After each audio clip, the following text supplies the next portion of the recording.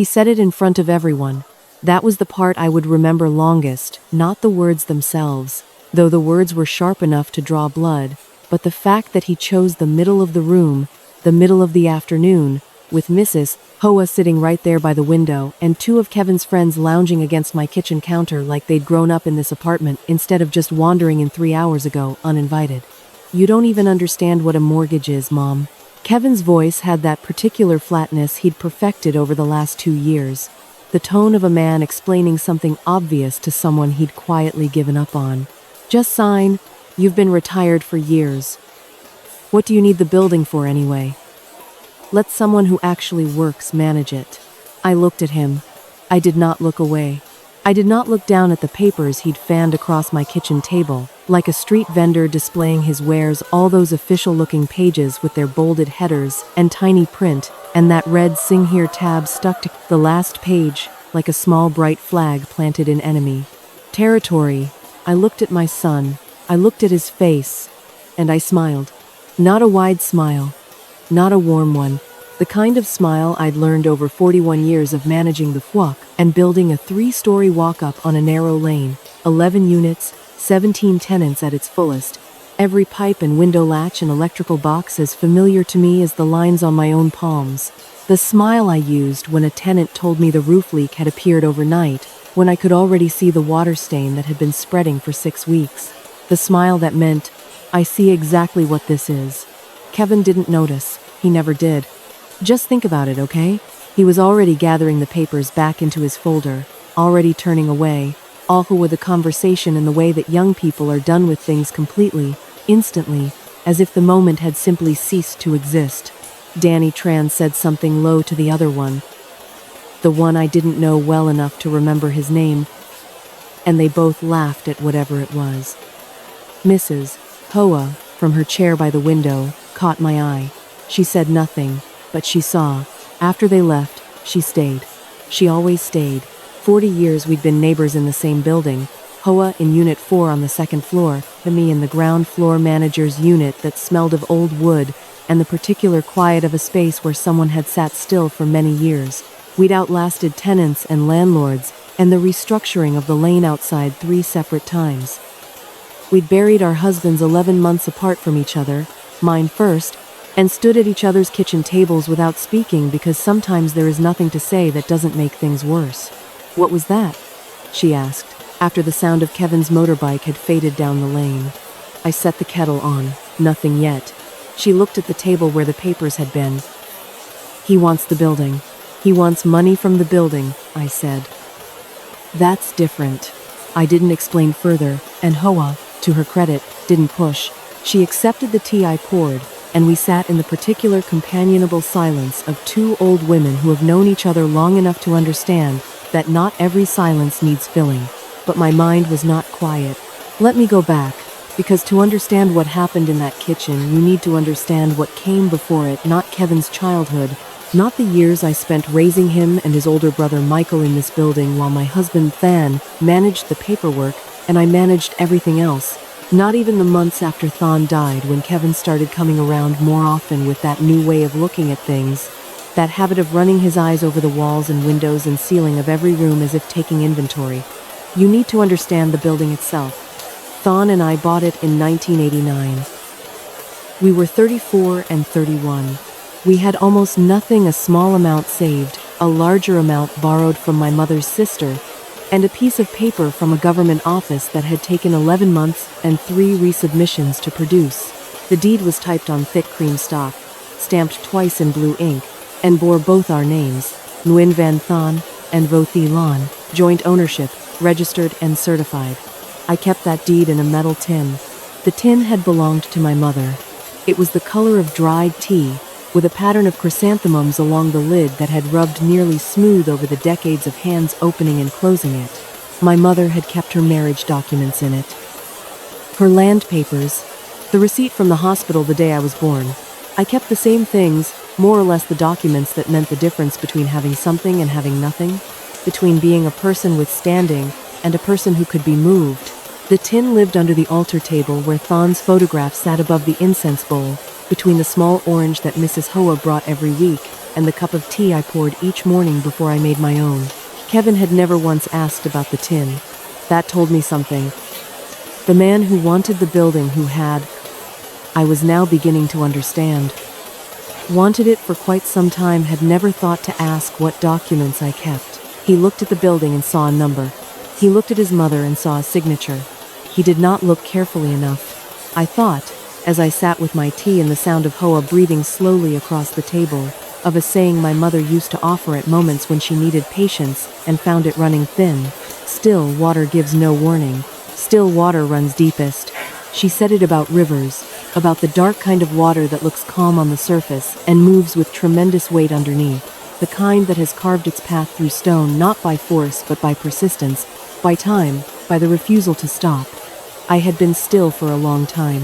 What Kevin didn't know, what he couldn't know, because he had never considered that I might be anything other than a retired woman with declining usefulness, and a building he wanted, was that I had been watching for 7 months.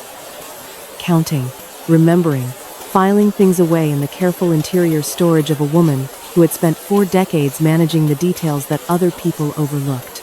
I set down my cup. Outside the window, the afternoon was settling into early evening, that particular gold that falls on old lanes in old cities and makes everything look preserved, a little timeless, a little unreal. The incense on the altar had burned down to a pale thread of smoke. Thon's photograph watched from behind the curl of it, patient as he always was, steady as the building we had built together. I thought, they always underestimate the woman who doesn't explain herself. I thought, let them.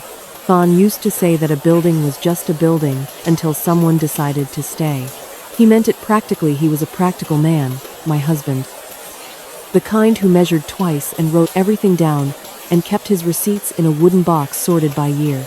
But I think he also meant something larger, something he wouldn't have known how to say directly, because Thon was not a man who said things directly when he could say them sideways instead. A building became a home when someone chose it. When someone looked at the water stains and the narrow staircase and the window that stuck in the rainy season and said, yes, this, I will stay here. We chose the Phuoc, and building in the spring of 1989, and we stayed for the rest of his life. It was not much to look at when we first saw it.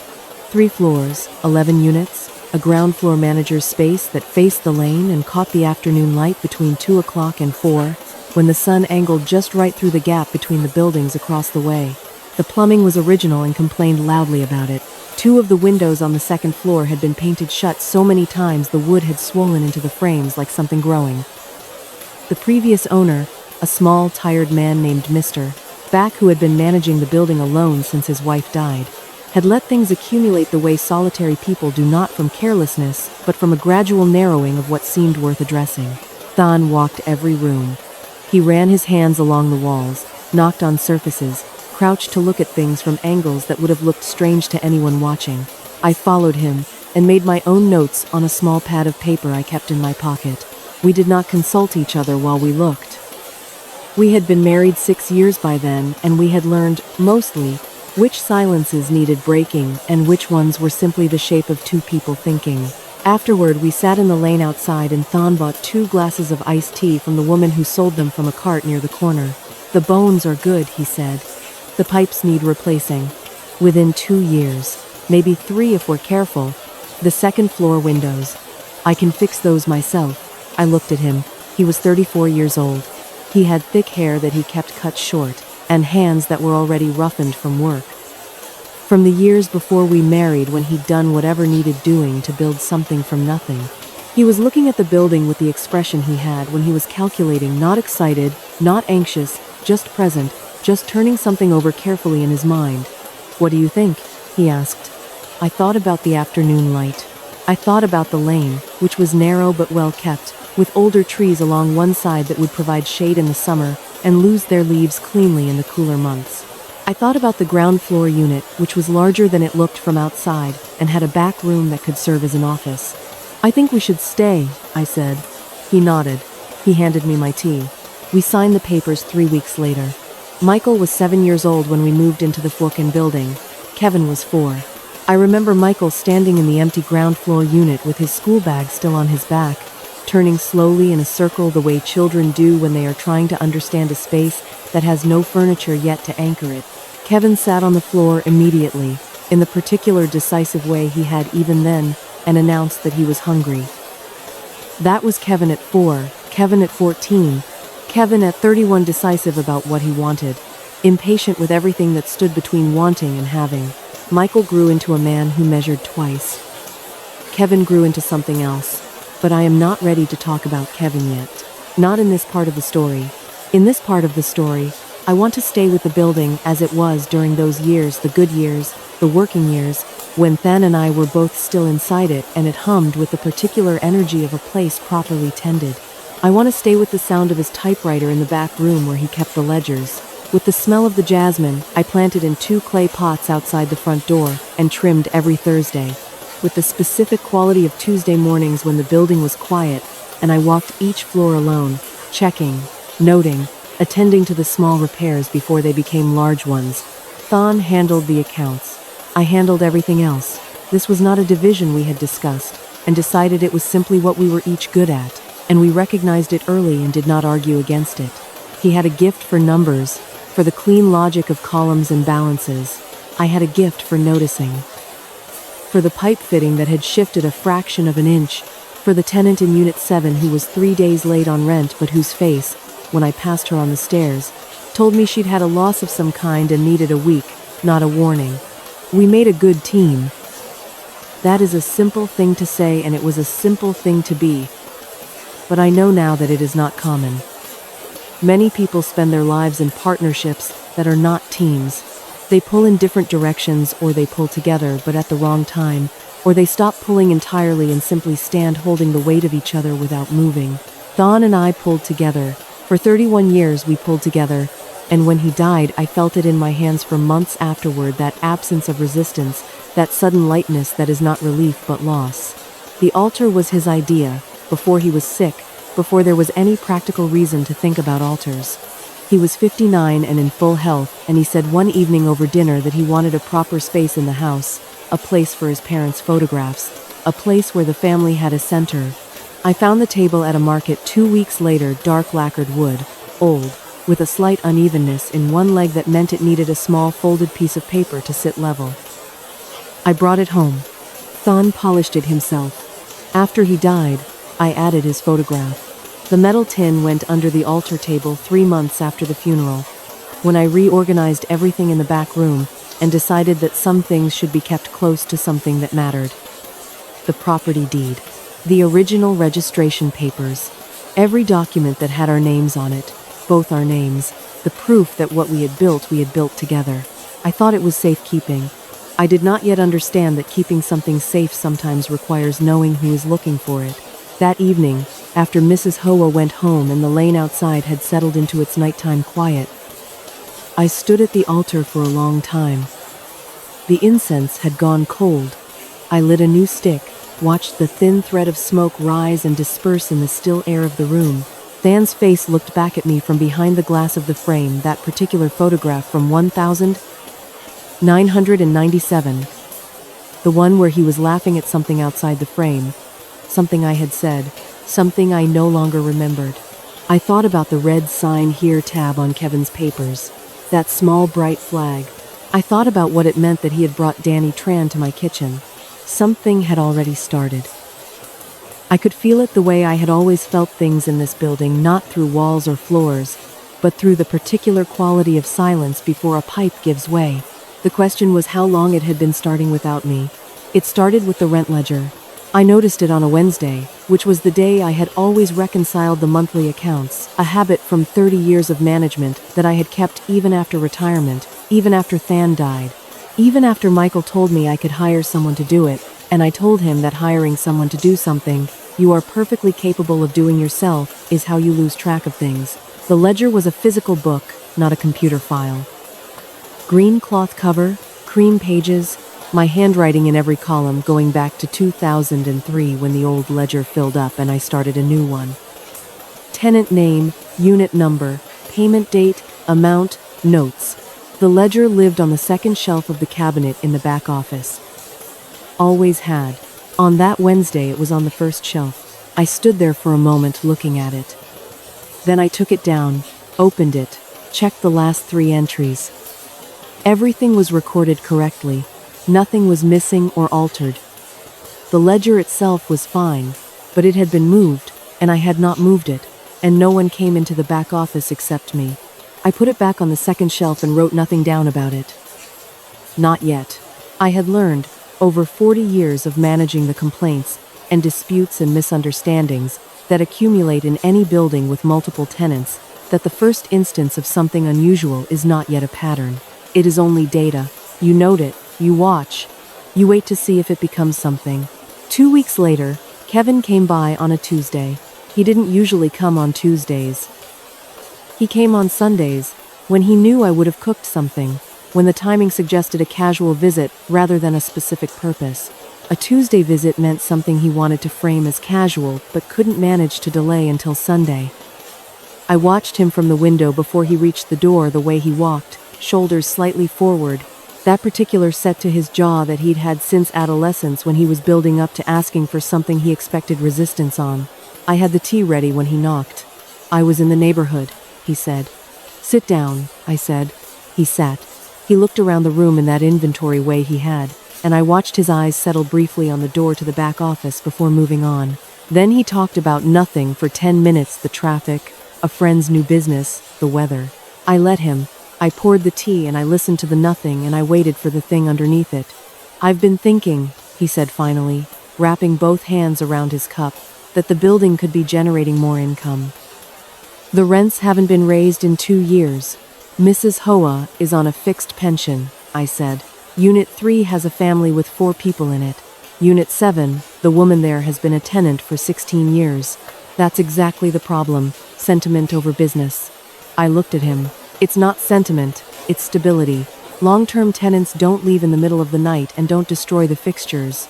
He made a sound that meant he'd heard me and had already decided not to be persuaded. I've been talking to some people, he said, about property management, professional management. There are companies that handle this kind of thing, take a percentage, increase yields. I manage this building. You're retired, Mom. I manage this building, I said again, the same words, the same tone, because sometimes repetition is the clearest form of communication. He left 40 minutes later without getting whatever it was he'd actually come for. I washed the cups and stood at the back office door for a moment. Then I went inside and checked the cabinet. The ledger was on the second shelf where I'd left it. The files were in their folders.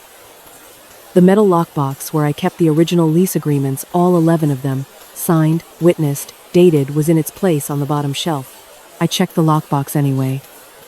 Lifted it, tested its weight. Still locked. Still full. But I stood there a moment longer than necessary, because something had shifted in the room and I couldn't name exactly what it was. Not the ledger this time. Something else. The quality of the air, maybe.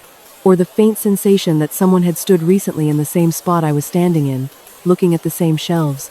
I am not a woman who trusts feelings over evidence.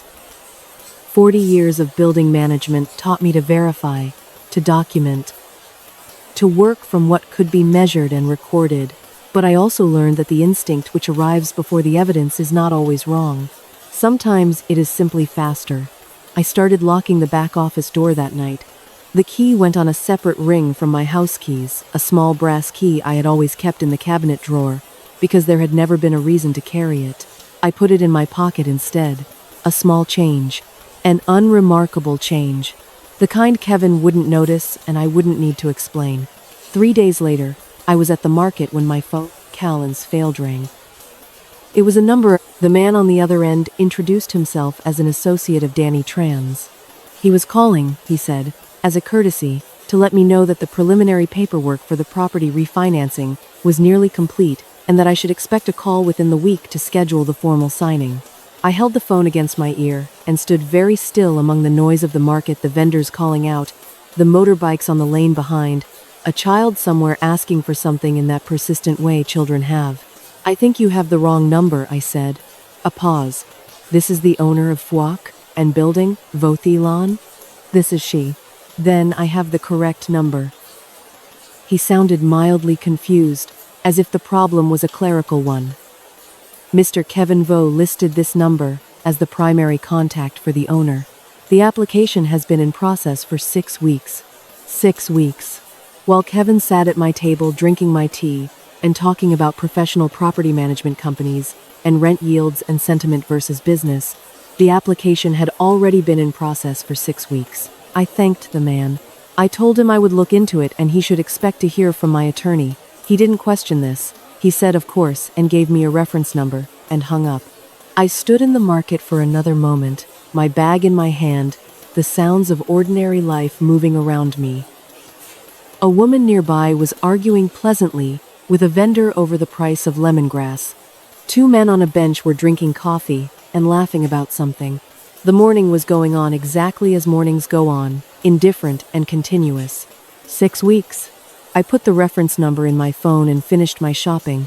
I did not call Kevin. I did not call Michael. I did not call anyone. I walked home, put away the groceries, and unlocked the back office door with the small brass key I now carried in my pocket. I opened the cabinet. I took out the metal lockbox. I unlocked it, lifted out the stack of lease agreements, and checked each one carefully, all 11, every signature on every page. Then I put them back, locked the box, and sat down at the desk. The application had been in process for 6 weeks. Kevin had not mentioned it. The man on the phone had called it a refinancing. My building. My deed. My signature, apparently somewhere on a document I had never seen. I thought about the ledger on the wrong shelf. I thought about Kevin's eyes moving to the office door. I thought, 6 weeks ago, what did I sign? And then, more carefully, more slowly, what did he tell me I was signing? I did not sleep well that night. This was not unusual for a woman of 69. Sleep becomes a lighter thing as you age, more easily disturbed, more prone to interruption from small sounds and smaller worries. But this was different from the ordinary restlessness of an old body adjusting to the hours. This was the particular wakefulness of a mind that has been given a problem it cannot yet solve, turning it over and over in the dark the way the tongue finds a sore tooth without meaning to. What did he tell me I was signing? I lay in the dark and went back through the last 2 months. Every paper Kevin had put in front of me. There were not many Kevin knew better than to overwhelm me with documents. Knew from long experience that I read everything slowly and completely before I signed anything. A habit from the building years that had driven him to impatience since he was old enough to have opinions about how long things should take. There was the authorization form for the new water meter installation. A routine document from the district utility office, 2 pages. I had read every line. There was the permission slip for the exterior wall repainting, which Kevin had arranged, and I had agreed to because the paint on the south-facing wall had been peeling since the last rainy season, and I had meant to address it myself. There was something else. In the middle of October, on a Sunday when Kevin came for lunch and Danny Tran had come with him, the first time Danny had come to the house, I had not liked Danny from the moment he stepped into my front room. There was something about the way he looked at things, the furniture, the shelves, the door to the back office, with an attention that was slightly too careful for a casual guest. Kevin had introduced him as an old friend now doing well in finance. Danny had smiled too much and said too little of substance. After lunch, Kevin had asked me to sign a form he described as a consent document for a property assessment. Required by the district office, he said, for updating the building's official records. It was 1 page. I had looked at it. The header referenced a municipal assessment bureau. The lines were standard bureaucratic language, property address, owner name, a consent clause for authorized assessment personnel to access and evaluate the premises. I had signed it. Now I lay in the dark and thought about that form. About the header I had read but not verified.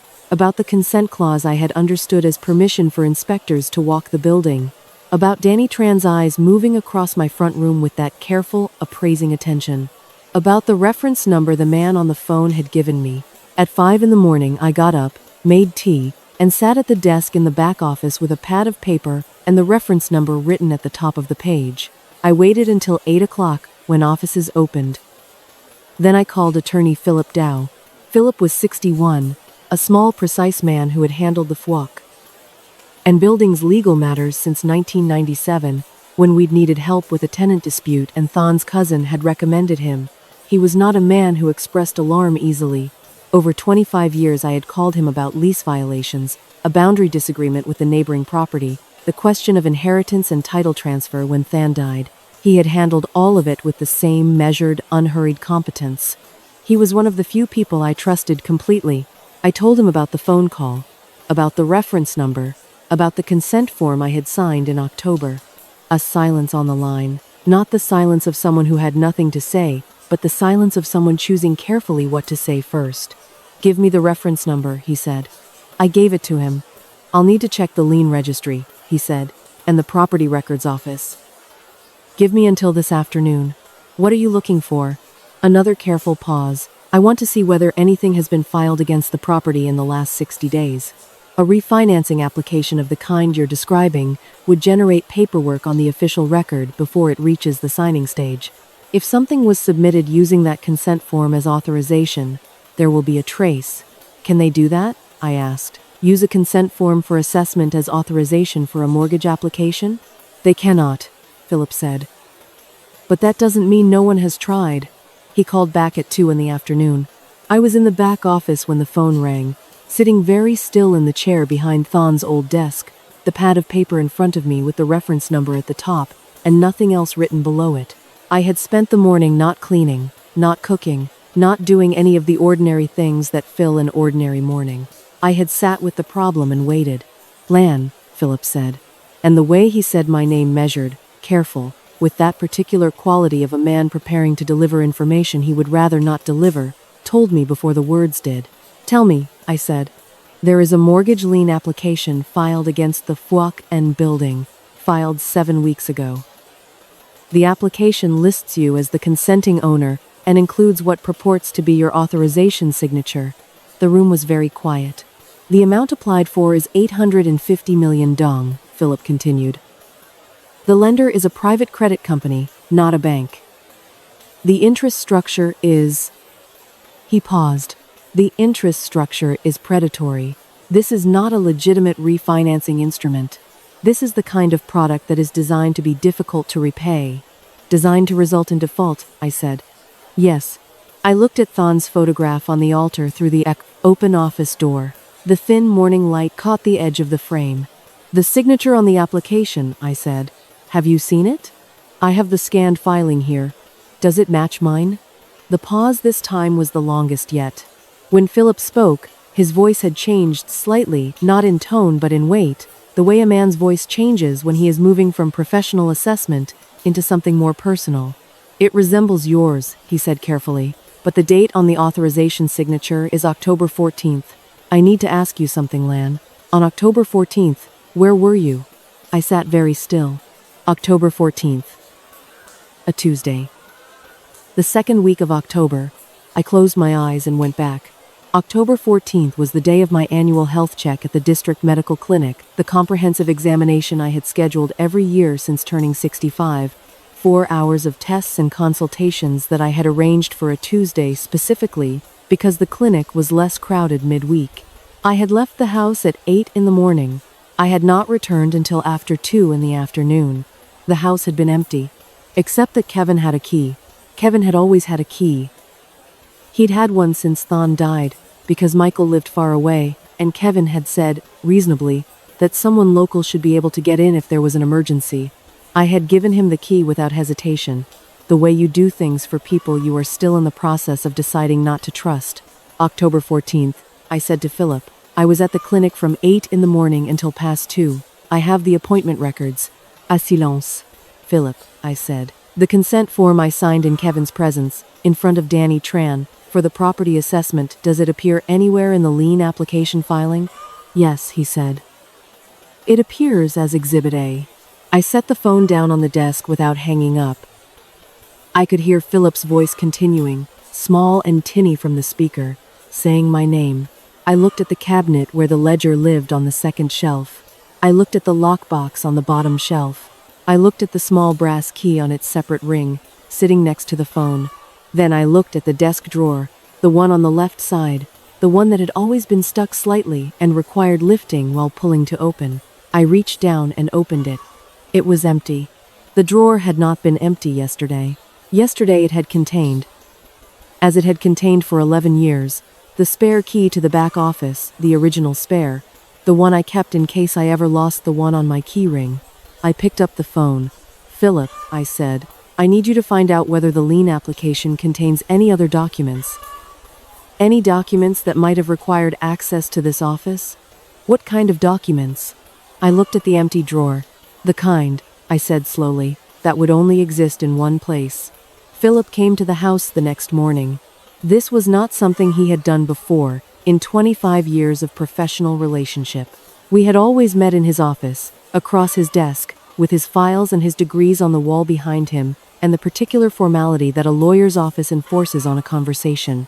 The fact that he came to me told me, before he said a single word, that what he had found was too significant for the phone and too urgent for a scheduled appointment. I had the tea ready. He did not touch it. He sat across from me at the kitchen table and opened his briefcase and laid documents out with the careful deliberateness of a man who has organized his materials in the order he intends to present them, which is to say, in the order that will cause the least possible shock while still conveying the full weight of what he has found. I recognized the method.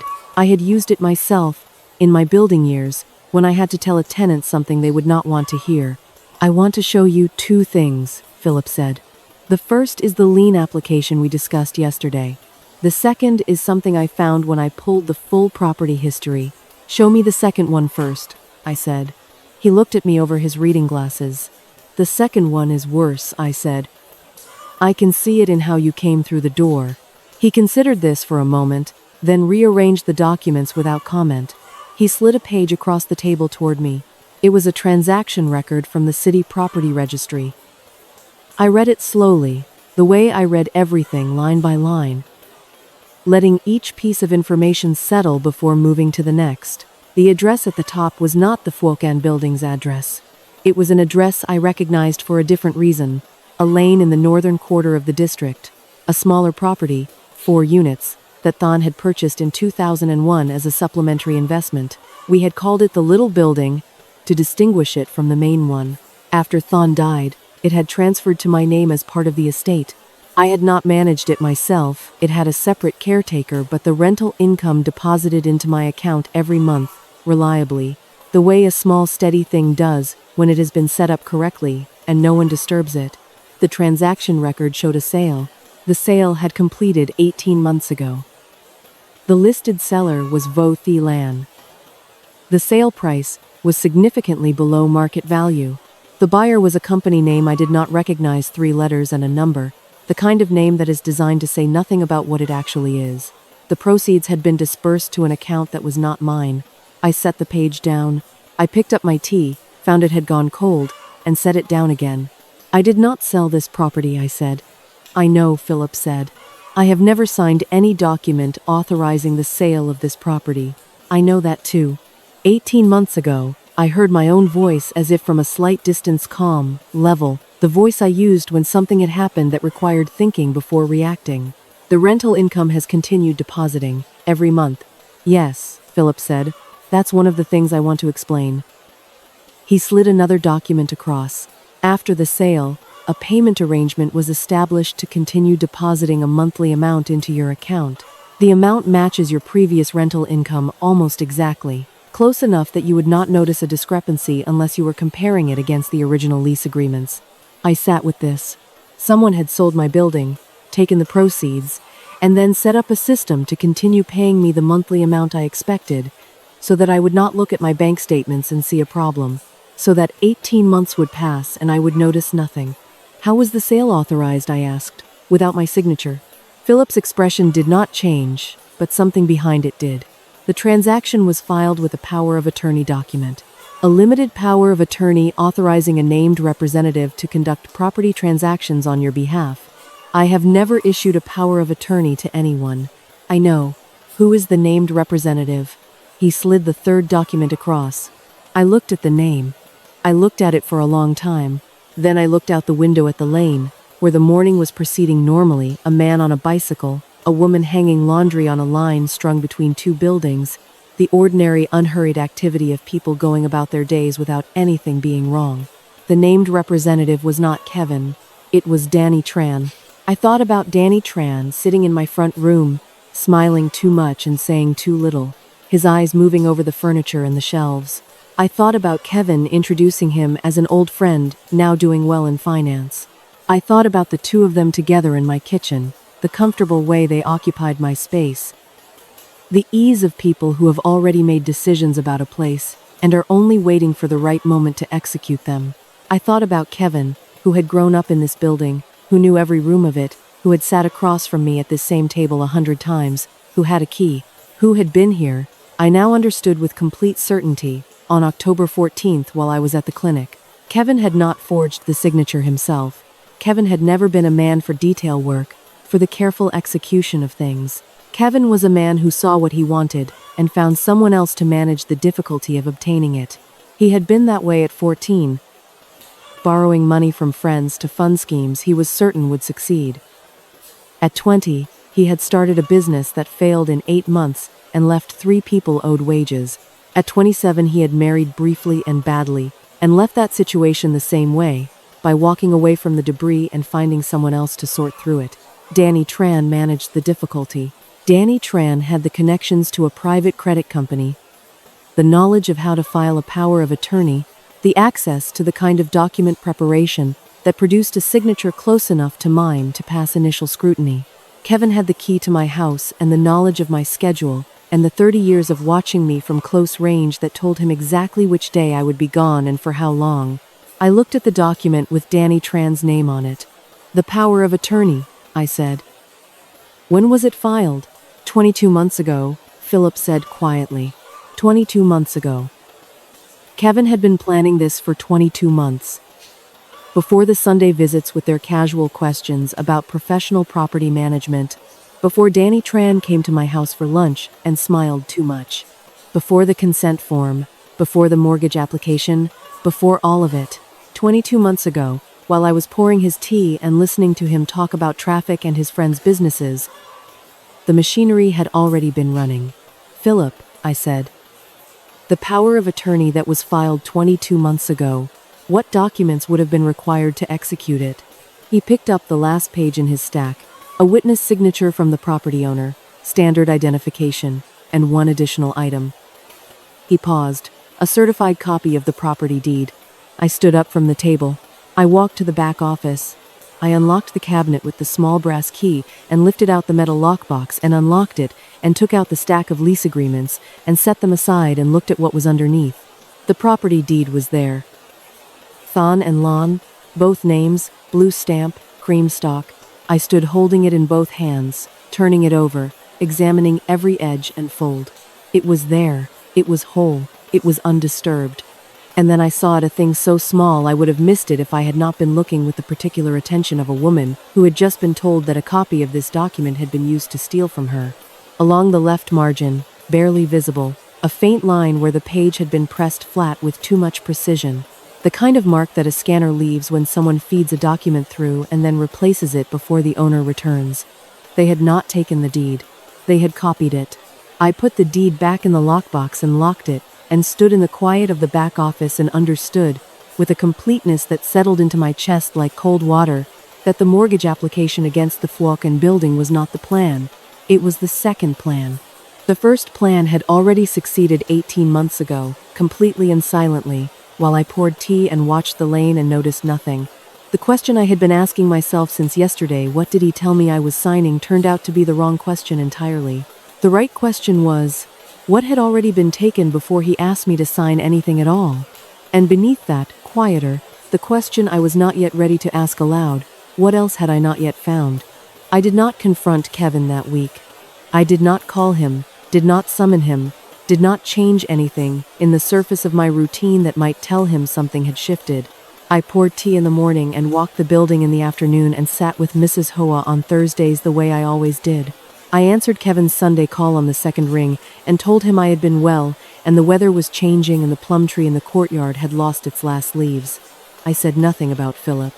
I said nothing about the property registry, the transaction record, the name of Danny Tran on a power of attorney I had never signed. I had learned, in 40 years of managing a building full of people with their varied grievances and schemes and misunderstandings, that the most dangerous thing a person can do when they know something is show that they know it. Knowledge is only leverage when the other side doesn't know you have it. Kevin and Danny Tran believed they were looking at a retired woman who had signed a form without reading it carefully enough. I had no intention of correcting that belief. I let them keep it like a coin they'd found in the street, comfortable in their pockets, worth something only until the moment it wasn't. Philip and I met twice that week, once in his office, once at a tea house on the far side of the district where neither of us was known. He brought printed copies of everything he had found in the registry. I brought the metal lockbox, wrapped in a cloth bag, and carried in my market basket as if it were groceries.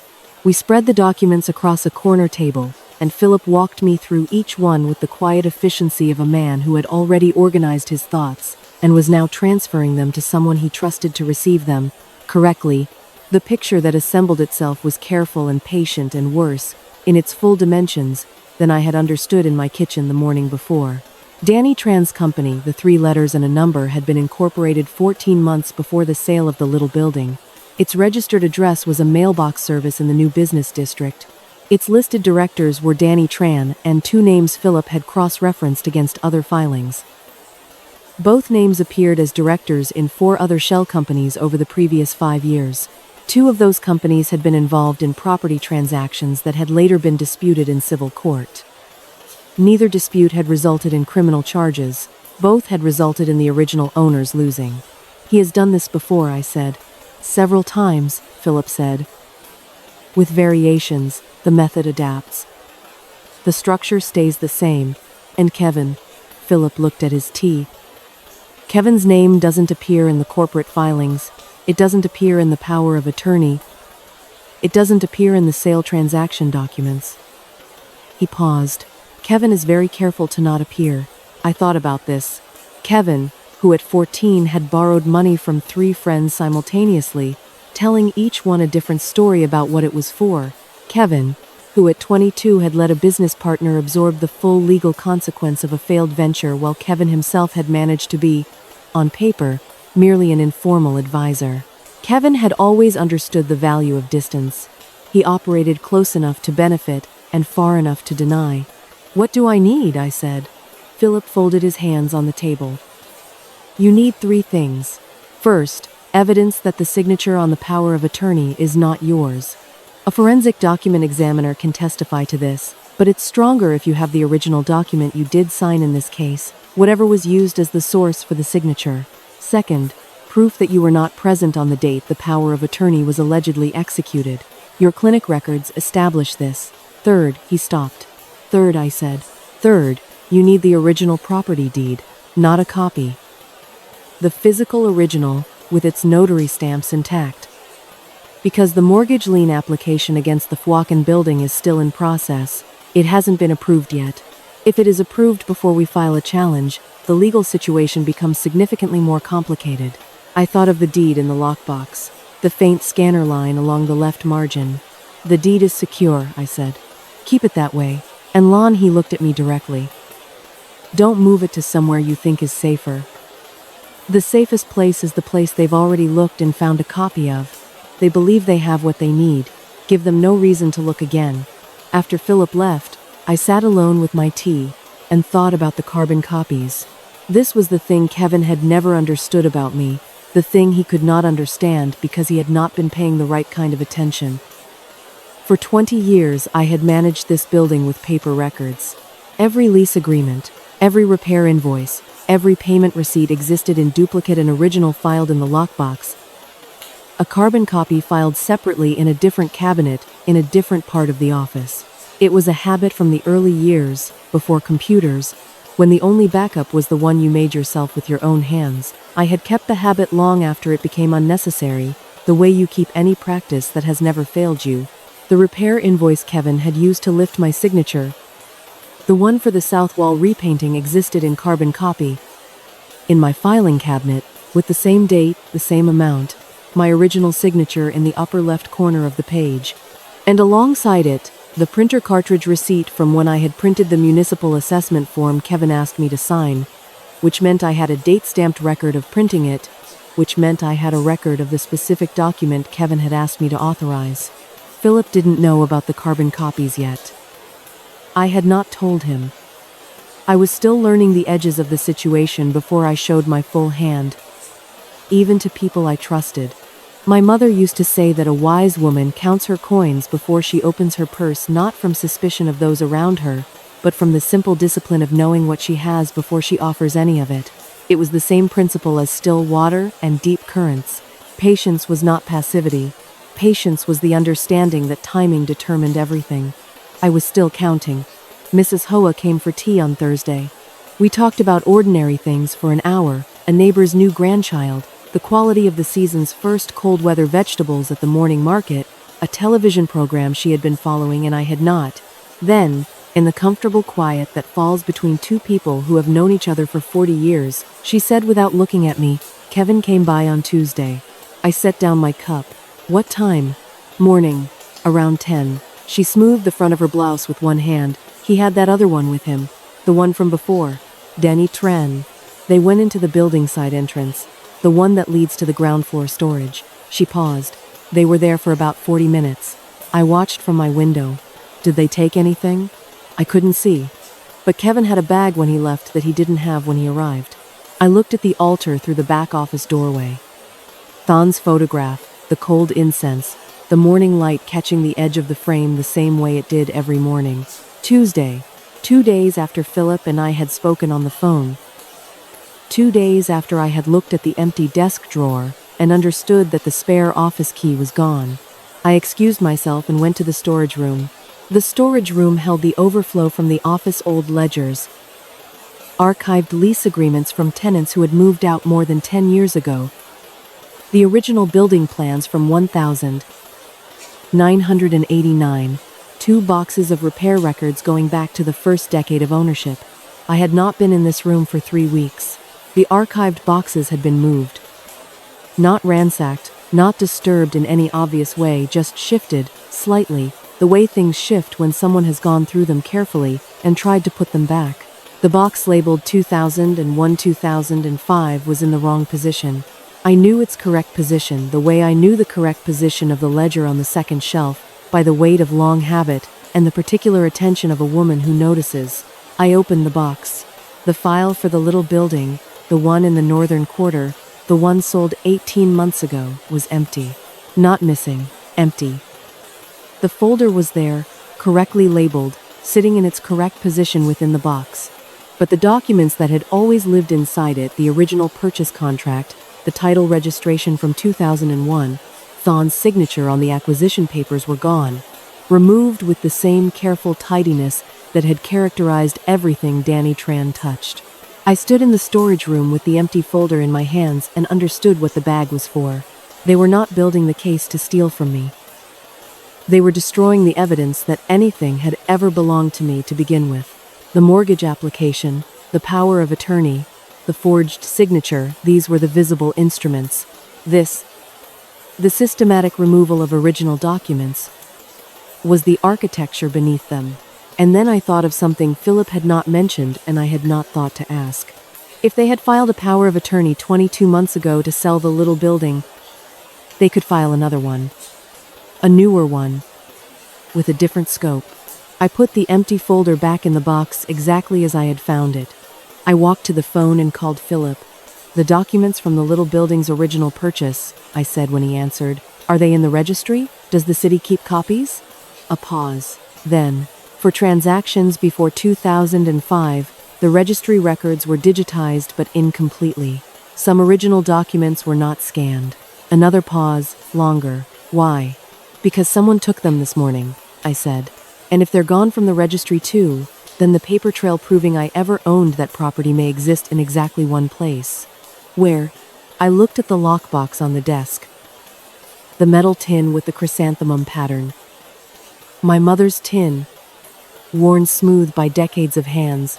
Inside it, among the other documents, a single page I had almost forgotten about, the receipt from the original 2001 purchase, the one Than had tucked into the tin himself on the day we signed, saying, "Put this with the important things." "With me," I said. "It's with me." The motion arrived on a Monday. Not through Vin Phom's office, which would have been the appropriate channel, directly to my address, by courier. in a sealed envelope with the return stamp of Chow and Associates pressed into the upper left corner like a declaration. I signed for it at the gate. The courier did not meet my eyes. He handed me the envelope and left before I had taken 3 steps back toward the house. I set it on the kitchen table and made tea before opening it. The document was 12 pages. Formal court letterhead at the top, the case number, the names of both parties. I read it from the first page to the last without stopping, the way I had learned to read patient files completely, in sequence, without jumping ahead to the conclusion, before understanding how the conclusion had been constructed. By page 4 I understood what it was. By page 8 I understood what it was intended to do.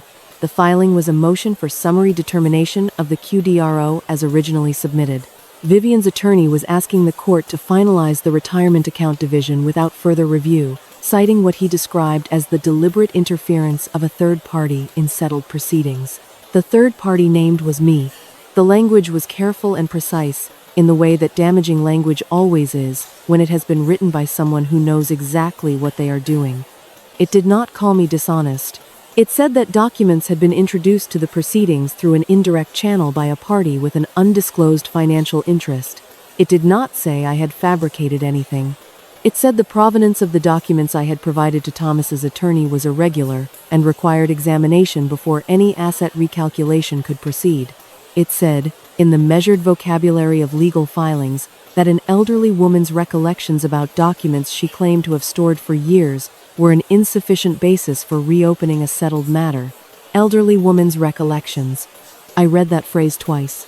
Then I set the document down and drank my tea and looked out the kitchen window at the courtyard, where the small potted gardenia on the left side of the step had put out 3 new buds since the morning.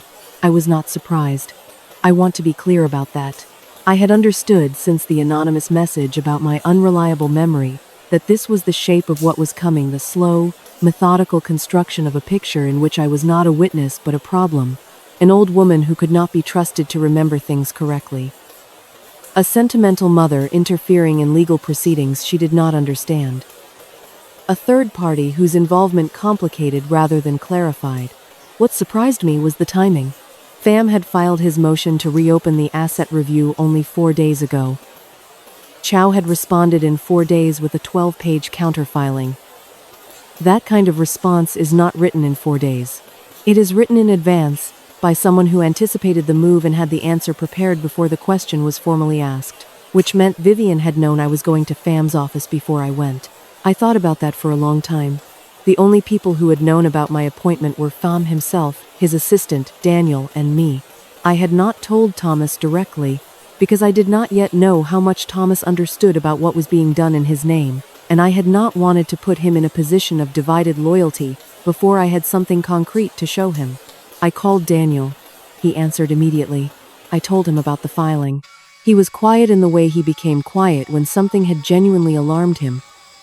Not the considered pause of a man thinking, but the brief arrested silence of a man absorbing something he had not expected. "Did you tell anyone about my appointment with Pham?" I asked. Another silence. Longer. "Thomas called me the day after you and I spoke," he said. "He asked me what was happening. I told him you were getting some documents reviewed. I didn't tell him where." "Did you tell him when?" A pause. "I may have mentioned it was soon." I said nothing. "I'm sorry," Daniel said. He said it simply, without elaboration, which was the right way to say it. I told him it was all right, and that I would call him later, and I ended the call. I was not angry at Daniel. He had told his brother a small thing, and Thomas had told his wife a smaller thing, or perhaps said nothing at all, and she had understood from his expression that something was in motion.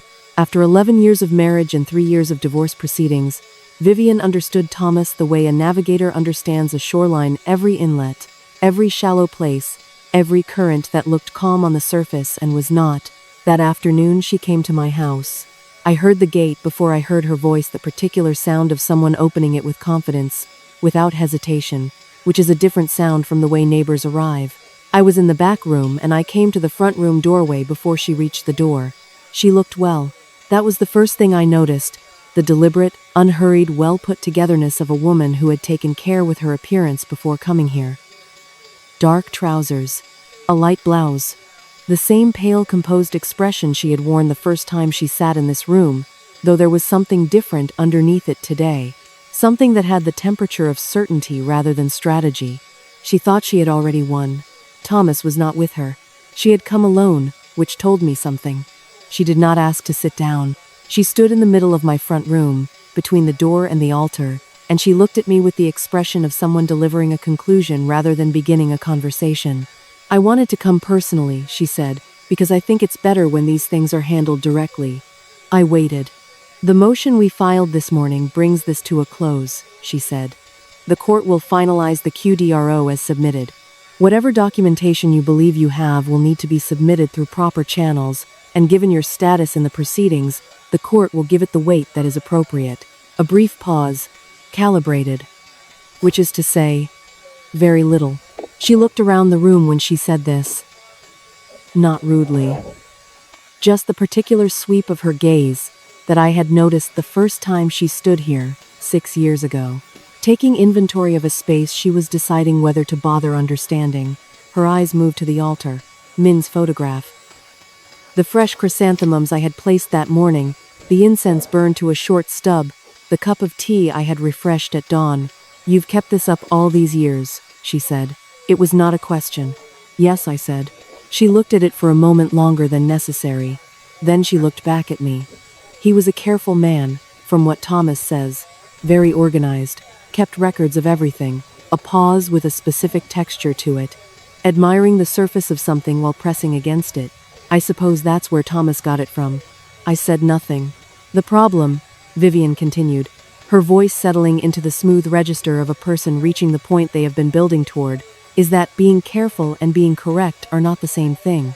A careful person can keep the wrong documents for 30 years and believe, sincerely, that they are relevant." She met my eyes. "That is not dishonesty. That is simply the limitation of what any one person can reliably know." She was telling me, with complete composure, in my own living room, in front of my husband's altar, that my memory was not to be trusted and my documents were not reliable, and the court would agree with her on both points. She was telling me this with the specific confidence of someone who believes the other person has nowhere left to go. "I understand," I said. The same 2 words I had said the first time she came here. Something moved in her expression, briefer this time. She had expected something different: argument, distress, the visible defeat of a woman who had run out of options. What she received instead was a stillness she could not read. She said goodbye. She left through the gate the same way she had entered, confidently, without hesitation, the sound of someone who has finished a task and moved on to the next one. I stood in the front room after she left and listened to the gate close. Then I walked to the altar. I looked at Min's photograph for a long moment, the pressed shirt he'd worn that day, the slight squint against the sun, the expression of a man standing outside a building he had helped survey and feeling, simply and completely, that the work had been done correctly. I picked up my phone and called Fam. He answered on the first ring. I told him about the filing. He was quiet for 3 seconds, which was longer than his usual pause. "They moved faster than I expected," he said. Then, before I could respond, "But Mrs. Lamb, there is something you should know. The employment records came back this afternoon." I waited. "Thomas's start date is confirmed," he said. 4 years and 4 months before the marriage certificate, signed by the current HR director and accompanied by the original onboarding documentation. I closed my eyes for a moment. "And there is something else in the records," Fam said carefully. "Something I was not expecting to find." Fam's office was very quiet when I arrived. His assistant showed me in without the usual pleasantries, which told me something. The woman had a warm and efficient manner on both my previous visits, a brief smile, an offer of water, the practiced ease of someone who managed difficult appointments by making the approach to them feel ordinary. This time she simply opened the door and stepped aside. Fam was standing when I entered. Not behind his desk. At the window, with his back to the room, looking out at the street below. He turned when he heard me and gestured to the chair across from his desk, and I sat down, and he sat down, and he placed a folder on the desk between us without opening it. He looked at me for a moment before he spoke.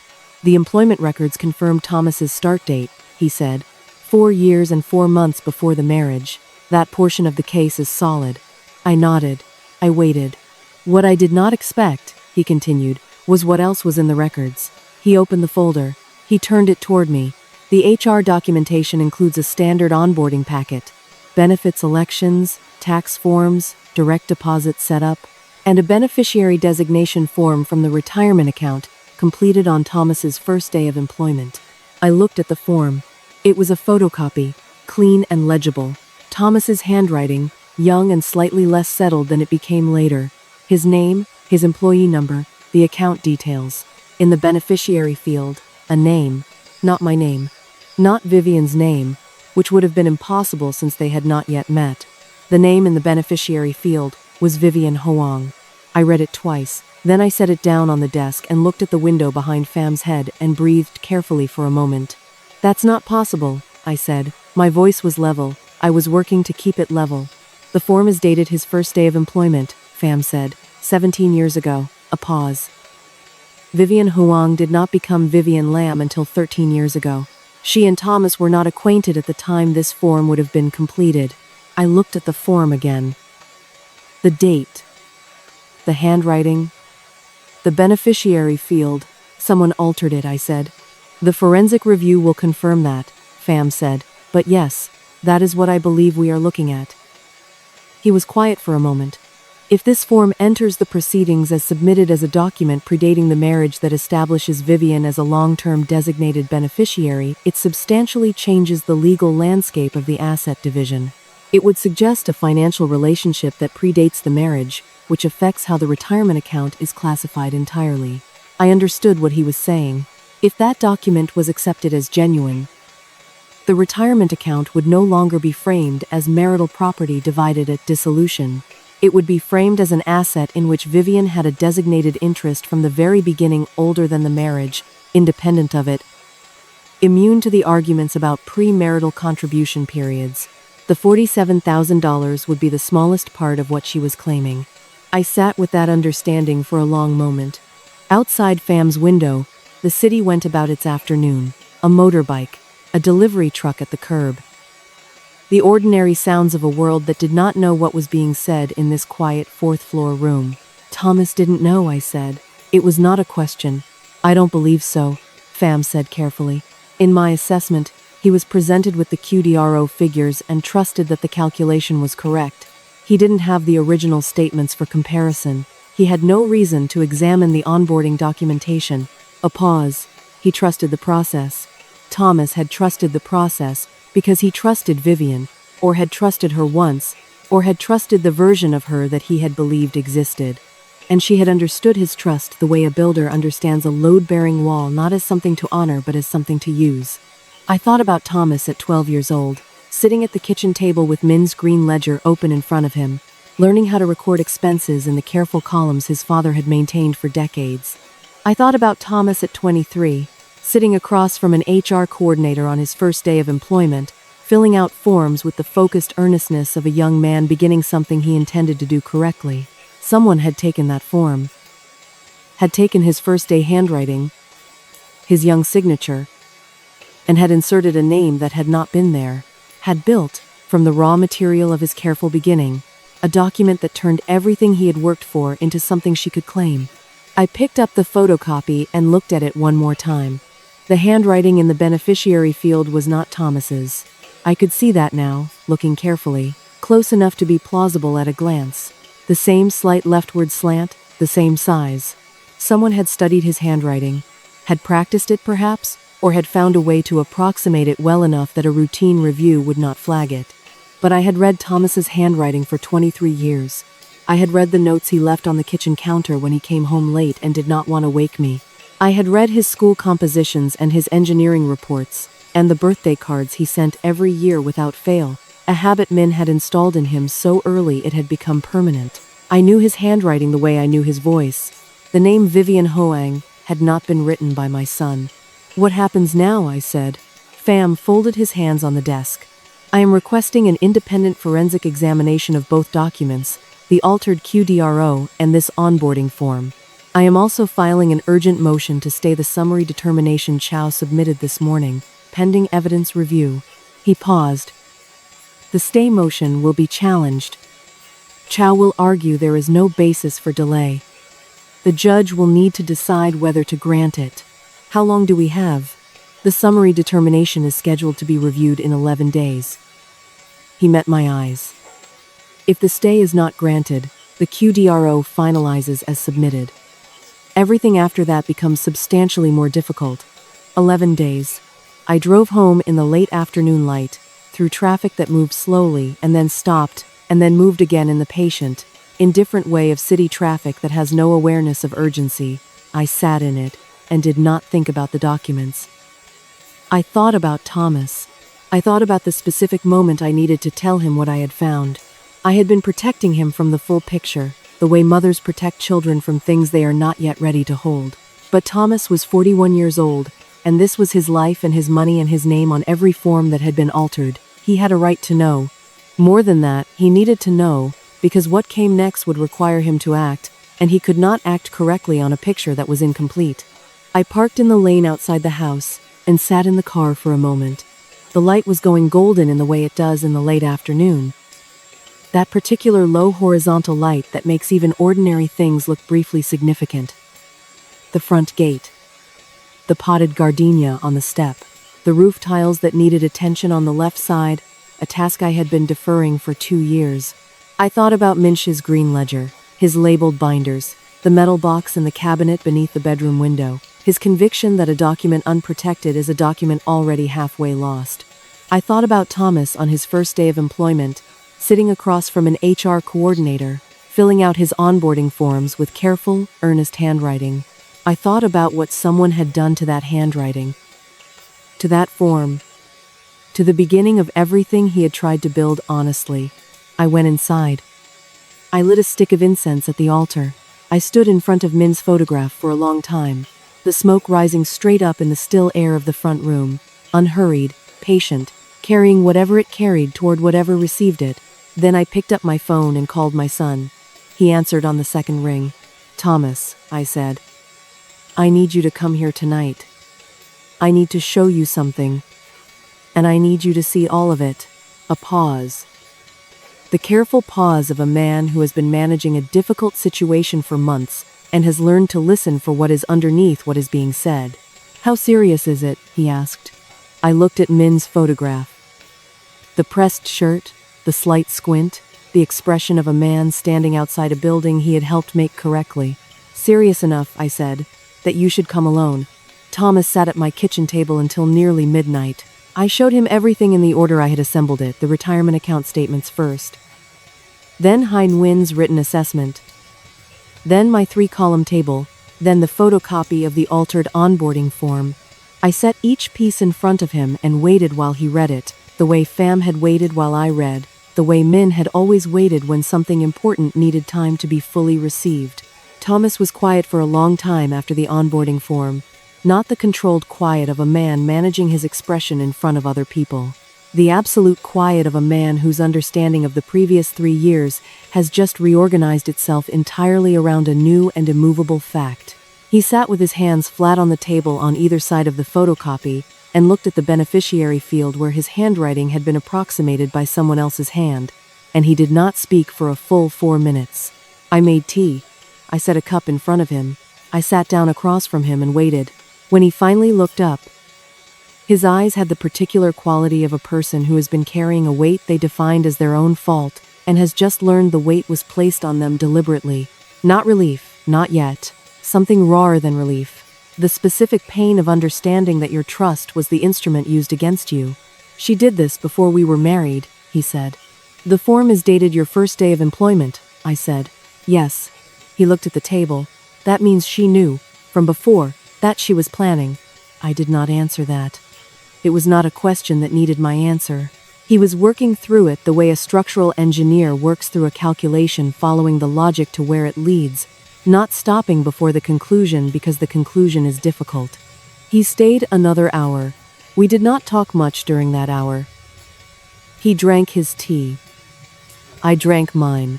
At some point he got up and stood in front of Minja's altar for a moment, the way he sometimes did when he visited, not with any particular ceremony but with the quiet acknowledgement of a man who had grown up in a house where that space meant something. When he left, he embraced me at the gate in a way he had not done in some time, brief but complete. I watched his taillights disappear down the lane. Then I went inside and began to work. I want to explain what I mean by work, because it did not look like much from the outside. I sat at the kitchen table with a legal pad and a pen. I made a list. Not of emotions, not of grievances, not of the things that had been done and what I thought about them.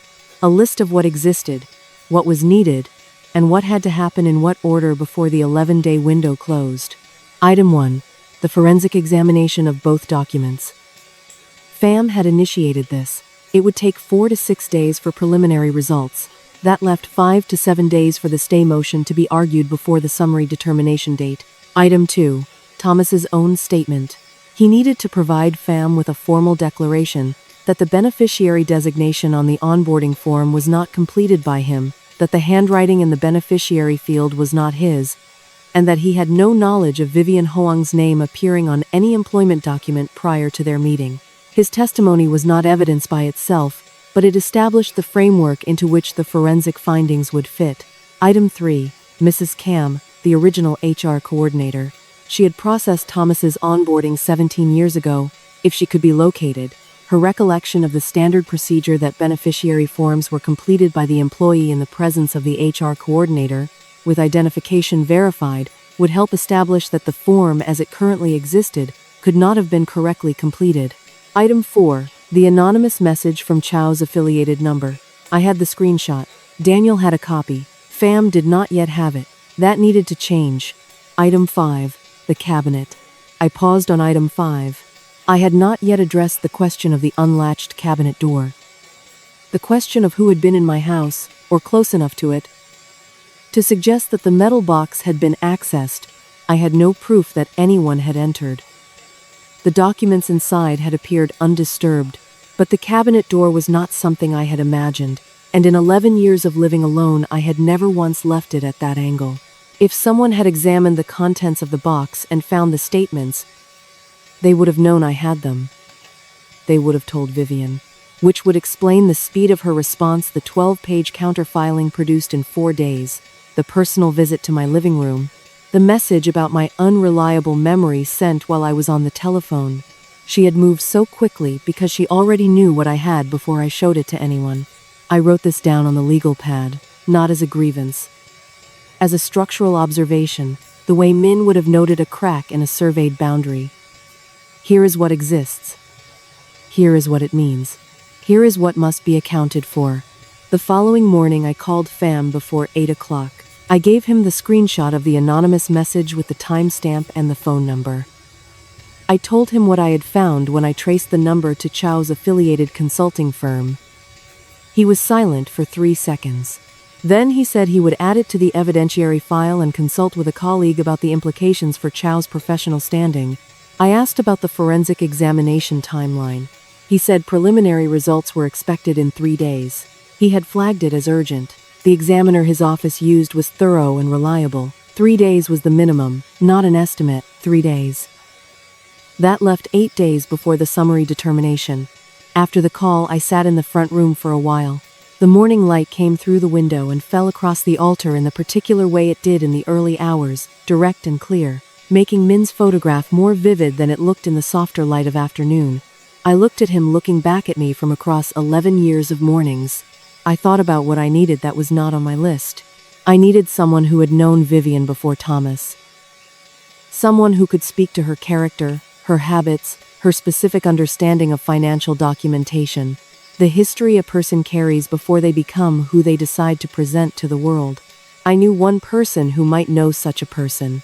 It was an indirect line, the kind of connection that requires making a call to someone who might know someone else. In my years as a community health nurse, I had learned that indirect lines are not weak lines. They are simply longer. They require more patience and a clearer sense of where you are trying to go. I found the number I was thinking of and made the call. The conversation was brief and careful on both ends. I asked a single question. The person I called said they would need a day to make their own inquiries. I thanked them and said a day was sufficient. Then I did something I had not done in several months. I went to the wardrobe in the bedroom and took out the formal oud dye I kept for important occasions, dark blue, pressed.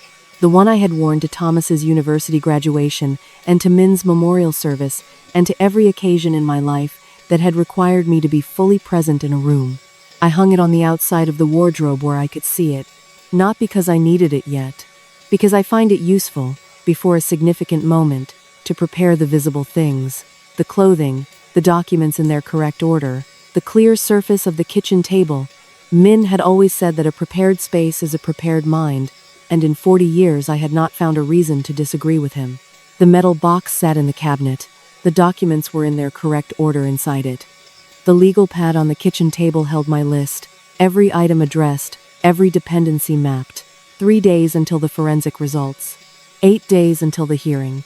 I had done what could be done from this end. What came next would come from Fam's office and the forensic examiner and the indirect line I had set in motion that morning. I had placed each piece where it needed to be, and now the structure had to be trusted to hold. I lit a stick of incense. I watched the smoke rise. Outside, the lane was waking up in its usual way, a bicycle, a vendor's call from somewhere down the street, the sound of a gate opening 2 houses down, the ordinary percussion of a morning that did not know it was the last quiet one before everything changed. Everything was in place. The only thing left was the moment itself, and the moment was coming whether I was ready or not. I was ready. The mediation room on the 4th floor of the Dallas County Civil Courts building was smaller than I had expected. I want to correct myself. We were not in Dallas.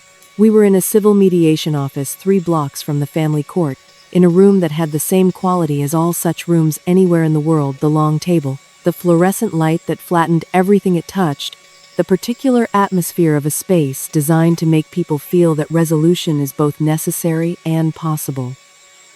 The mediator, a woman named Mrs. Than Bui, appointed by the court, sat at the head of the table with a notepad and the unhurried manner of someone who has overseen a great many rooms like this one and knows that the truth surfaces eventually if you give it enough space. Vivian sat across from me. She wore dark charcoal today, precise, composed, her folder on the table in front of her the way it had been on my tea table 3 months ago. Attorney Raymond Chow sat to her left, one hand resting on his own portfolio, his expression the careful neutral of a professional who has learned to project confidence even when the ground has shifted. He did not know yet how much it had shifted. That was evident from the way he arranged his documents, settled, unhurried. A man who believed he was walking into a formality. Fam sat to my right. He had said very little since we arrived. That was how I had come to understand him. His silence before a proceeding was not vacancy but preparation, a gathering of the precise moment to place each piece where it needed to go. Thomas sat 2 seats down from Fam. He had not looked at Vivian since we entered the room. Daniel was there as well, in the chair against the wall behind me, not a party to the proceedings but present, as what Fam had formally requested, a corroborating witness to documents reviewed. Mrs. Fuang had come as far as the lobby downstairs and was waiting there. She had offered without being asked, appearing at my gate that morning in her good blouse, saying only that she would like to be nearby in case she was needed. I had thanked her and said the lobby was sufficient. Mrs. Bui opened the session. She reviewed the purpose of the mediation to examine the evidentiary dispute before the scheduled summary determination and to determine whether the court's review required extension. She noted the filings from both parties. She noted the pending stay motion. She asked whether both sides were prepared to present. Chow said yes with the particular smoothness of a man who has said yes in rooms like this many times.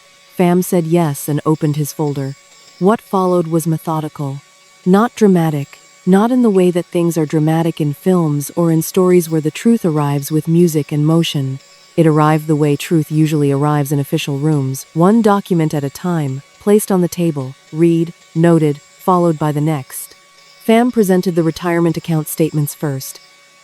He walked through the dates, the contribution figures, the calculation that Hai Nguyen had assessed in writing. He presented Hai Nguyen's signed statement. He presented the employment start date confirmation from HR, signed by the current director, accompanied by the original onboarding packet. Chow objected twice during this portion.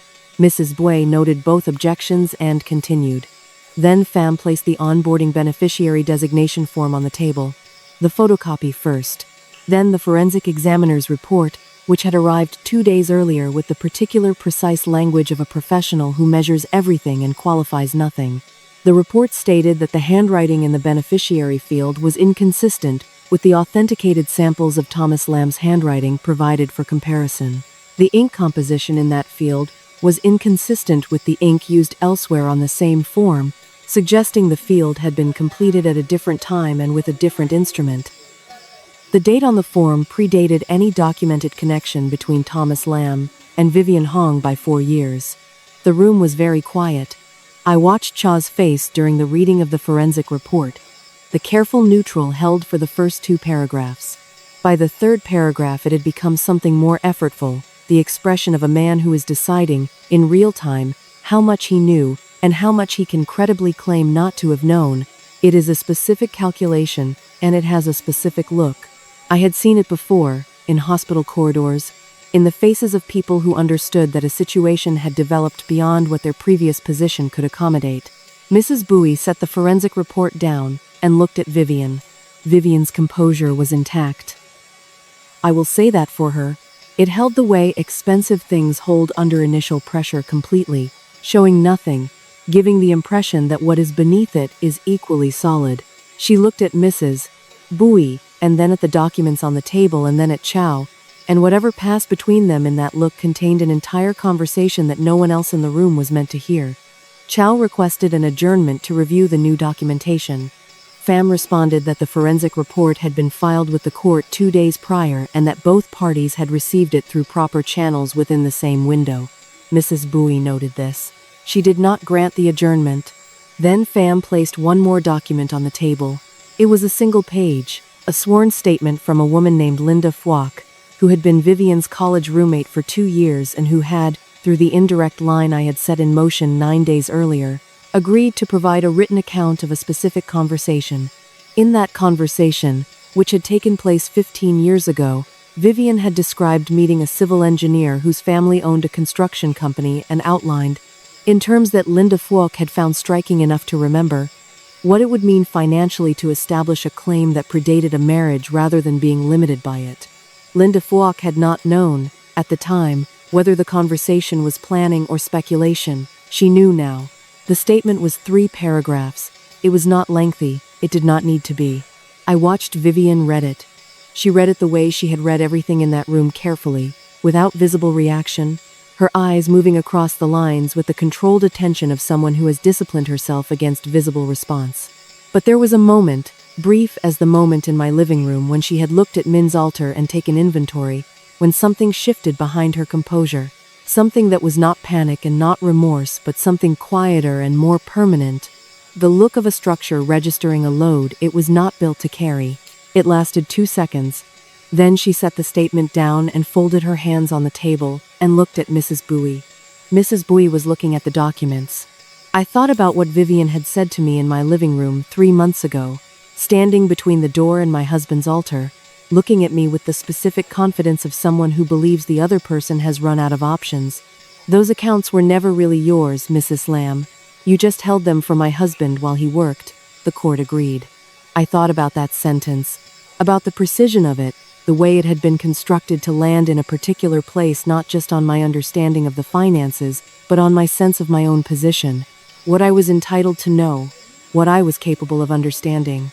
Whether a retired community health nurse in her late 60s, living alone in an old house with an altar and a metal box, was a person whose memory and judgment and careful keeping of documents over 30 years amounted to anything that a courtroom would take seriously.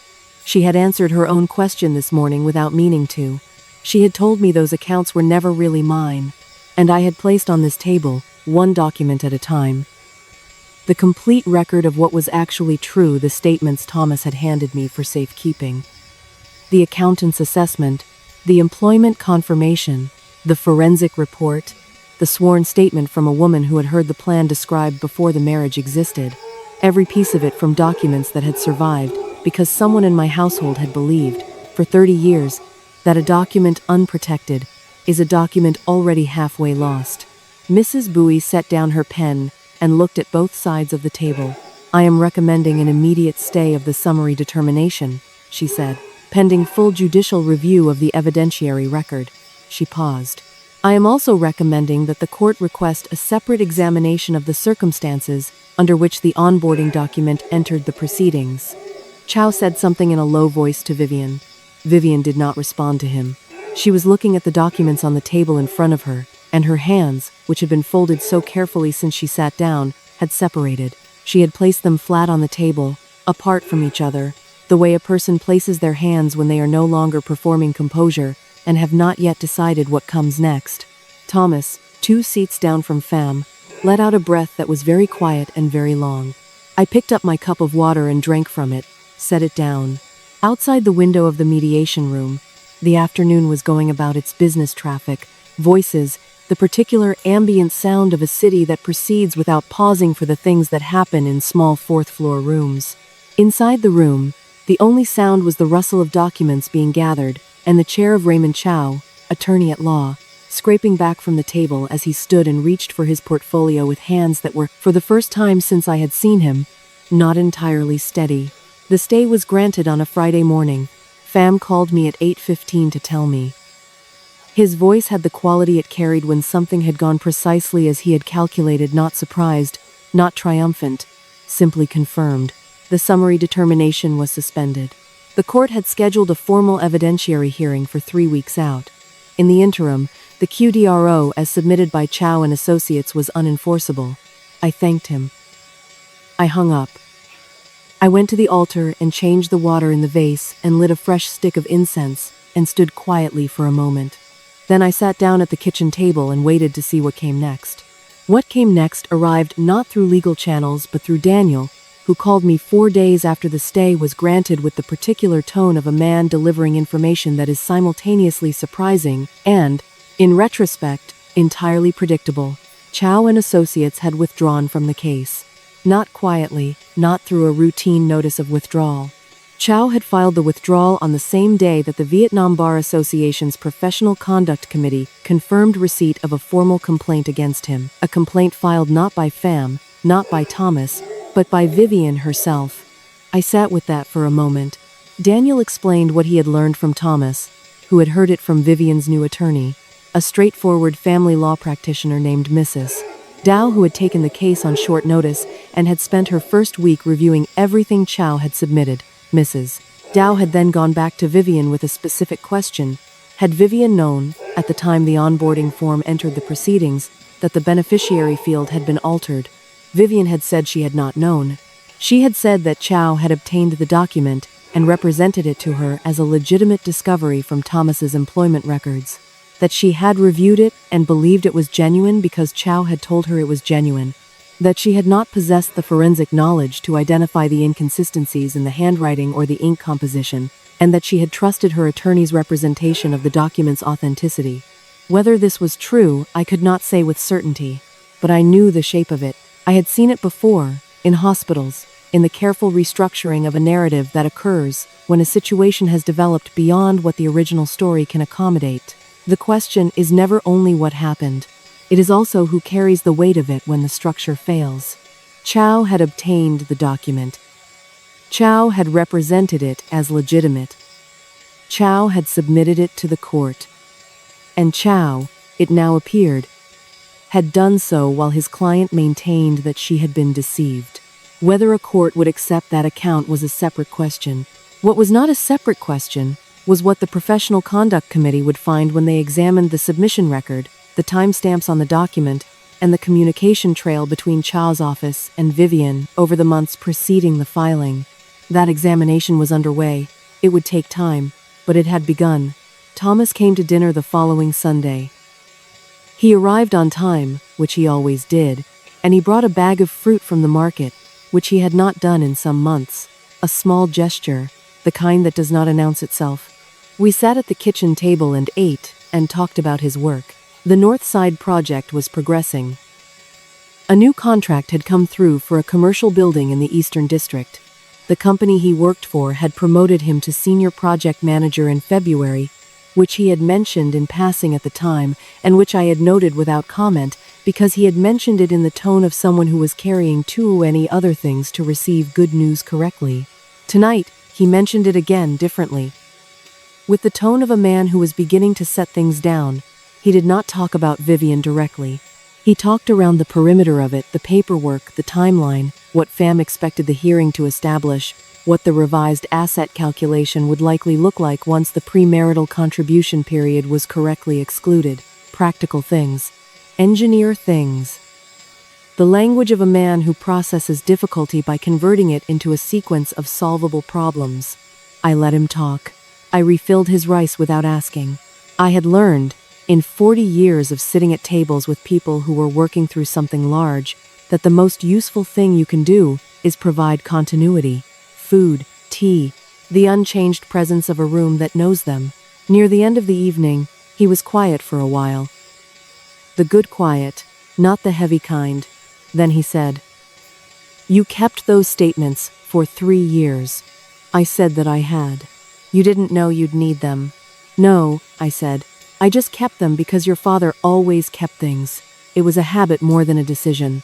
He looked at the altar, Min's photograph, the incense holder, empty now, the evening stick long finished. He would have known, Thomas said, that they'd matter eventually.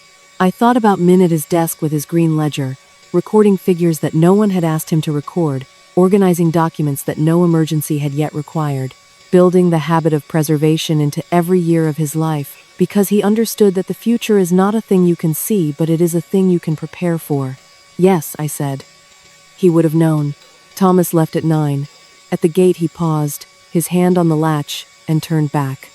"I'm sorry," he said, "for not telling you sooner what was happening, for thinking I was protecting you." I looked at my son in the lane light, 41 years old, the jaw that was his father's and the eyes that were his own, a man who had been built from careful things and had found his way back to them.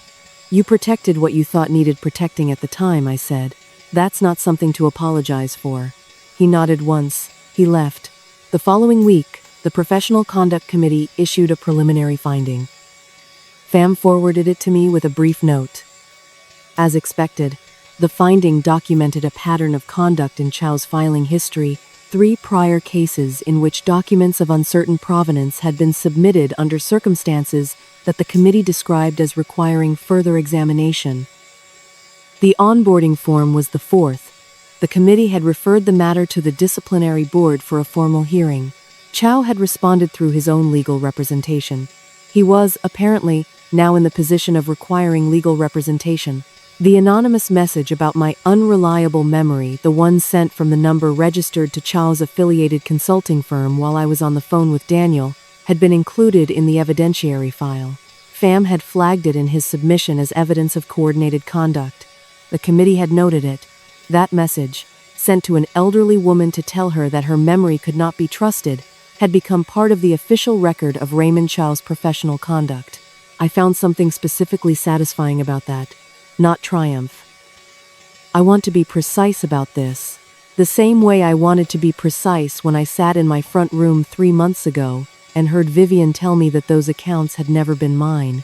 What I felt then was not humiliation, though it was designed to produce humiliation, and what I felt now was not triumph, though it could be described that way from the outside. What I felt was the particular satisfaction of a structure that has been tested and has held. Fam scheduled a call for the following morning to review the hearing preparation. Thomas had his own appointment with Fam the day after that, for the formal declaration about the onboarding form. Daniel had already provided his corroborating witness statement. Hai Nguyen's assessment was in the file. Linda Phuoc's sworn statement was in the file. The employment records were in the file. Every piece was in place. What remained was the hearing itself, and the hearing was 3 weeks away, and I had learned in 31 years of nursing that the work you do in the quiet time before the critical moment is what determines the outcome of the critical moment. I had done the work. So had Fam. So had Thomas, in his own way, in the simple act of finally seeing clearly what had been built around him, and deciding that clarity was worth more than the comfort of continued uncertainty. I sat at the kitchen table that evening after Thomas had gone, and after Daniel had called to check in, and after Fam's message had been read and filed, and the day had finished itself in the ordinary way that days do regardless of what they contain. I looked at the metal box where it sat on the table in front of me. I had taken it out of the cabinet that morning, the same morning the stay was granted, without entirely knowing why. It had sat on the kitchen table all day, the same box Min had bought 30 years ago for documents that might matter. The same box I had opened on the night Vivian first came to my living room, setting my hand on the cool lid and standing in the dark without opening it. Now I opened it. The statements. Hai Nguyen's letter. My 3-column table. The beneficiary designation form, the original one, Thomas's actual handwriting in every field, my name where it had once belonged and then been correctly replaced. And beneath all of it, at the very bottom of the box, something I had not consciously placed there but which had settled there the way important things settle a photograph. Thomas at his university graduation. 22 years old, grinning, his father's hand on his shoulder, the beginning of everything. I looked at it for a long time. Then I placed it back at the bottom of the box and closed the lid. Tomorrow, there was still work to do. But tonight, in the quiet of the front room, with the incense finished and the lane outside gone still, and Min looking out from his frame with the expression of a man who had built things carefully and trusted them to hold, it was enough to sit here and understand that what had been kept safe was still safe. And that the hearing, when it came, would simply be the moment the world confirmed what was already true. The civil judgment was entered on a Thursday morning in early December. I was not in the courtroom when it happened. David Park had told me I did not need to be present for the final filing. The contested portion was long finished. The evidence had been submitted. The judge had reviewed everything Miss Bowie had prepared and everything Arthur had testified to, and everything Carolyn had confirmed when she carried the sealed envelope to the witness stand and opened it in front of the room and placed the promissory note flat on the surface, where it could be seen clearly by everyone who needed to see it. I was at home when David called. I was in the kitchen, making tea, the ordinary morning kind with no ceremony to it. Just water and heat and the small ritual of a cup. It's done, he said. Full judgment in your favor. The promissory note is enforced as written. All fraudulent instruments are voided. The legal hold on your account is lifted. The court has ordered full restitution of the stolen funds, plus the costs of the forensic investigation. I thanked him. I finished making my tea. The criminal proceedings moved more slowly, as criminal proceedings do. That process belonged to other people, now investigators, prosecutors, the machinery of consequence that moves at its own pace and does not require my presence to operate. Daniel and Vivian had retained separate attorneys, as Vivian had requested in David's conference room on the morning the scene came apart. I did not follow the details closely. That was not my part of this story anymore. My part was the house on Phan Dinh Phung Street, and the altar in the front room, and the morning light that fell honestly across Min's photograph at a particular angle that had not changed in 32 years. I changed the water in the ceramic cup. I lit one stick of incense and watched the smoke rise straight and thin into the still air of the room. I thought about what I had, and what I had recovered, and what the difference was between those two things. The money mattered not because I needed luxury, but because it had been earned across a lifetime of 40-minute lessons and Sunday evenings at the kitchen table, and 35 years of standing in front of students who needed someone to believe that their words mattered. That money was not abstract. It was time. It was the hours of a life given in a particular direction, stored carefully, meant for something. It was not meant to buy a diamond tennis bracelet for a woman I had met twice. But what I had recovered was not only money. I had recovered the house. The developer inquiry had been withdrawn once the power of attorney was voided. The dark green shutters Min had approved remained on their hinges. The window in the back bedroom stayed slightly open on rainy nights, as it always had. The altar stood in the front room where the light was honest, the way Min's mother had taught me it should stand. I had recovered the promissory note not as a piece of paper, but as proof of what I had already known, that I was not soft, that I was not confused, that the trust I had extended to my son had been real and deliberate and documented by a woman who had spent 35 years teaching the difference between words that were meant and words that were not. 2 weeks after the judgment, Carolyn came for dinner. She brought food, too much of it, the way she always does, 3 containers stacked in a bag, enough for 4 people when there were only 2 of us. We ate at the kitchen table with the fan going and the evening sounds coming through the open window, and we talked about things that had nothing to do with courts or forensic accountants or mediation sessions in 4th-floor conference rooms. We talked about a film she had seen, about a student we had both taught in different years who had become a journalist, and written something worth reading. About the jasmine on the windowsill, which had bloomed again. Arthur Ngo came by on a Sunday morning, in his white shirt with the small collar, and sat in his usual chair, and drank his tea and said very little, which was exactly what was needed. When he left, he paused at the door the way he always did when he was about to say something he considered worth saying. "Miriam," he said, "you handled this the way Min would have wanted." I thought about that for a long time after he left. Min had been a precise man, an engineering professor who understood that structures hold because of what is built into them, not what is added on top. He had chosen a house for its bones. He had chosen a life for the same reason, built carefully, load-bearing in the right places, designed to hold weight without collapsing. He had chosen me. I sat in front of his photograph that evening, as the light shifted from afternoon to dusk, the way it does in December, earlier than you expect, the day folding quietly into itself. The incense had burned to ash. The ceramic cup held fresh water. His face in the photograph was the face of the anniversary year, the year he had laughed easily in Dalat, before the illness, before the open window, and the steady breathing and the ordinary last question about the stove. I thought about Daniel. Not with anger, the anger had done its work and I had let it go the way you let a season go when it has finished. I thought about him the way you think about a building that did not hold.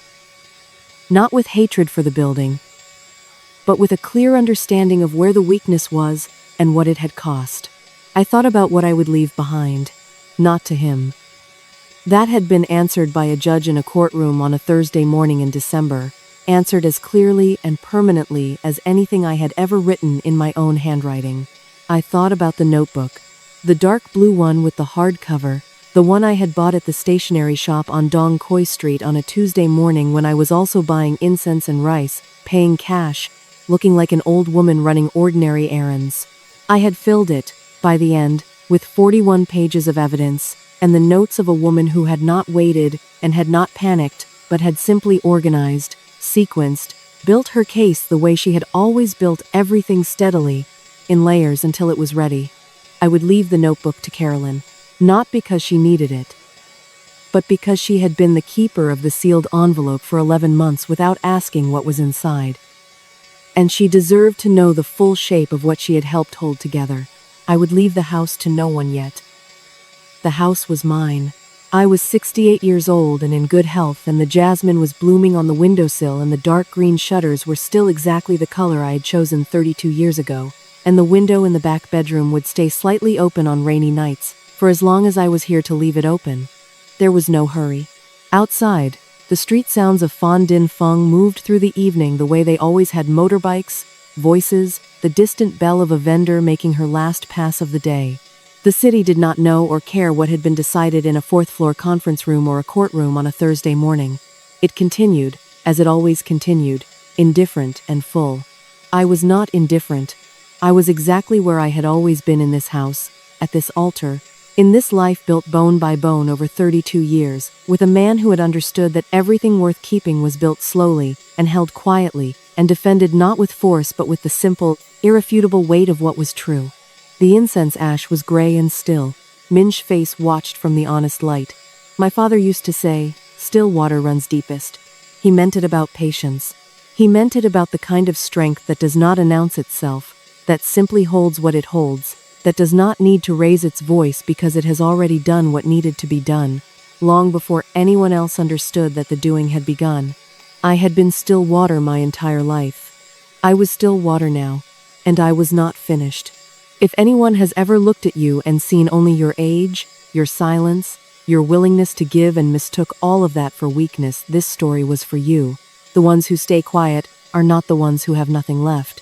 They are the ones who are still deciding exactly when to speak. If Miriam's story stayed with you, please give this video a like and subscribe so we can keep bringing you stories about the strength that lives in quiet places.